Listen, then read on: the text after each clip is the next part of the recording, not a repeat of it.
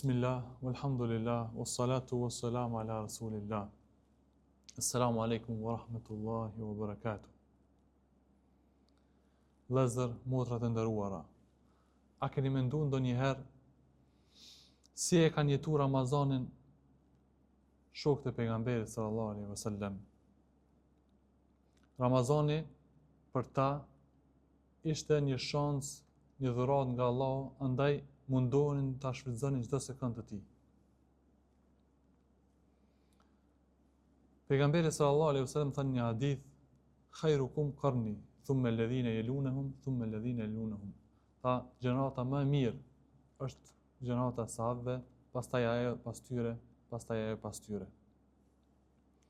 Andaj padyshim ata janë modeli jon se si na ta shfrytëzojmë sa më mirë këtë muaj të begatë të Ramazanit. Sahabët e veçonin këtë muaj, besimtarët e nderuar, më së shumti me Kur'anin fisnik, pasi që e dinin se muaji Ramazanit është muaji i Kur'anit. Shehru Ramadan alladhi unzila fihi al-Qur'an, muaji Ramazanit është muaj në të cilin ka zbritur Kur'ani, andaj e kemi shembullin më të mirë tek Uthman ibn Affani, halifja i tretë i besimtarëve, i cili e bënte hat me Kur'anin çdo ditë të Ramazanit. E disa prej sahabëve, si Abdullah ibn Mesudi, çdo 3 ditë, e disa të tjerë një herë në javë, andaj ajo çka më e pakta që mund të arsyetuar për një besimtar është që spaku bile një herë në muajin Ramazan ta përfundoj Kur'anin duke lexuar dhe medituar atë. Sepse kur pyetej Uthmani pse lexon atë shumë, thoshte: "Lau tahurat qulubuna ma shabiat min kalabi rabbina." Thoshte, sikur pastroheshin zemrat tona, nuk kishin mungop asnjëherë me leximin e Kur'anit.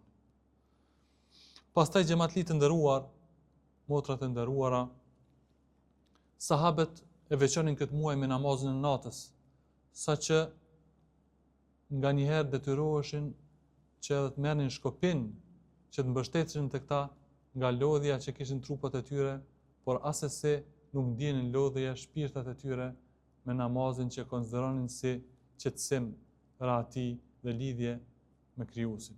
Andaj, nëse ne nuk kemi mundësi që të falemi atë gjatë, sikur se u falin ata nganjëherë deri afër namazit sabahit, atëherë mos ta lëm asnjë natë na ik bile spaku të falem diçka nga namazet nafile dhe namazi natës në këtë mundësi të artë që kemi pra në këto ditë të bekuara të këtij muaji të Ramazanit. Pastaj sahabët e veçonin këtë muaj gjithashtu me bujarinë e tyre. Gjithë ata njihshin si bujar, mirë po bujaria e tyre, ashtu siç edhe pejgamberi sallallahu alaihi wasallam njihej, ishte shumë e madhe gjatë muajit të Ramazanit. Andaj Abdullah ibn Omeri, sahabiu i nderuar, nuk e pranonte që të hante iftar vetëse kishte në sofrën e tij dikën prej fukarenve, prej mesakinëve.